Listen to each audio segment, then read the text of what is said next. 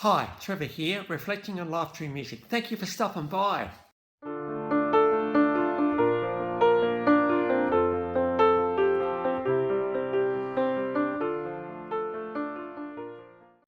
Well, coming again today, you're very, very welcome. I trust you enjoyed my last video on Al Jarreau, and we talked about being in love with somebody. So I trust you found that one encouraging. We're going from there to a similar theme today, 1956, Washington, D.C. This lass was fifth of six children in a strict but quite fun-loving Catholic family. In fact, one of the parents was one of 13, so there we go. She actually started having dancing lessons at the age of 4. She did attend Howard University and thought, no, don't like that. I'm going to actually do dance. And it was around 1975 she got involved in theatre and stage production. The lass we're talking about is Amii Stewart. Now, Amii Stewart, beautiful, stunningly powerful voice. Very, very good looking girl as well. And she really, and we're talking late 1970s, very, very out over the top costumes and pretty incredible headpieces as well. And she really did actually rock the world big time. Number 2 in Australia, number 1 in the US, and many, many top charting in all over Europe. Number 6 in the UK. The song was Knock on Wood. This actually came off her debut album, Knock on Wood. Got a live version with a full orchestra and band and everything, and a TV version, which, you know, this is the version of Amii when we think of. Just, she's really, really enthusiastic when she sings this song.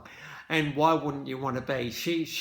We have a girl here who's absolutely over the top, overwhelmingly in love with a guy that is rocking her world. Yeah, like, I don't want to lose you. It's like thunder. It's like lightning. The way you love me is frightening. I better knock on wood. Now, we all know what knocking on wood means, isn't it? I mean, well, we're kind of hoping that things will be okay. Knock on wood, things should be fine. Well, it's an interesting take, I think, on a love story here that's well and truly emerging and probably in full swing at this point. Hey, you know, I better give myself to this thing too, because, you know, oh man, you just rock my world. I just want to be with you.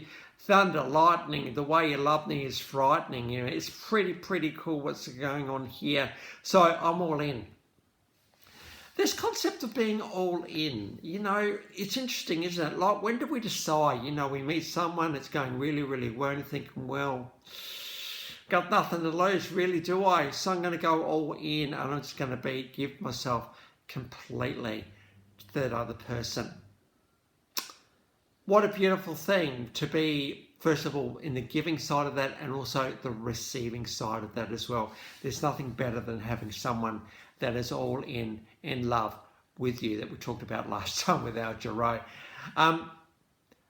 You know, to have someone as compellingly loving as this person, it's like thunder, it's like lightning, the way you love me is frightening, I've got to knock on wood. You know, there is nothing more compelling and beautiful than that. Now, we really and truly got to get passion into here, don't we? Passion, affection, you know, the holding the hands, looking at each other, the general cuddling, all of that sort of stuff. The affection, the passion, but the peace that comes with an all-encompassing, all-flowing, easy, beautiful, stunningly, overwhelmingly peaceful relationship. There is nothing better than that.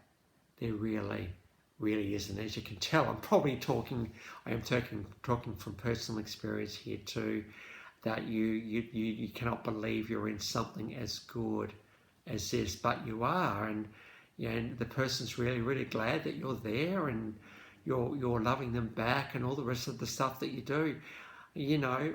And you know, why wouldn't we want to love like thunder and love like lightning? Why wouldn't we want to do that stuff? Because you know what, we want to thrill the heart. We just don't want to warm their heart. We just want to hold the heart. We do that. We want to thrill it.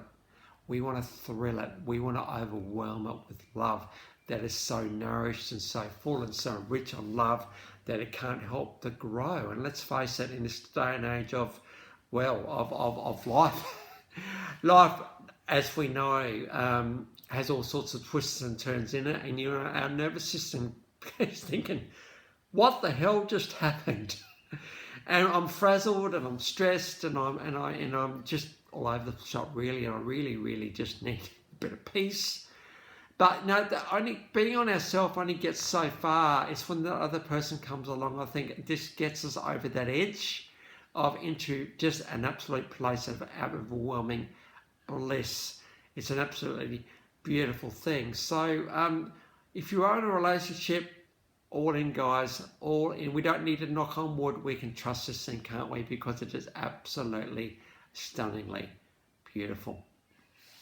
So as I said, a very important song for Amii Stewart, number 2 in Australia, number 1 in the US, very highly charted all over Europe, and number 6 in the UK. No mistake, this is a massive song.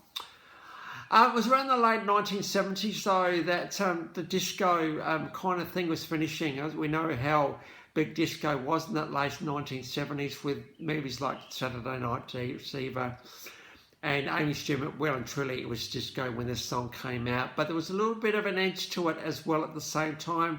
Disco was finishing. I think technology could take it no further, and people were starting to look a bit more authenticity in their performers, and Amii Stewart had to reinvent herself, and she absolutely did that, releasing Paradise Bird a little bit later, and we got a studio version of that one below.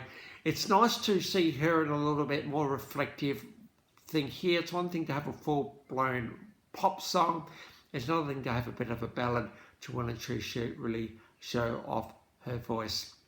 But things weren't travelling so well for Amii in the United States, unfortunately, because disco was finishing. But you know what? It did not let up in Europe.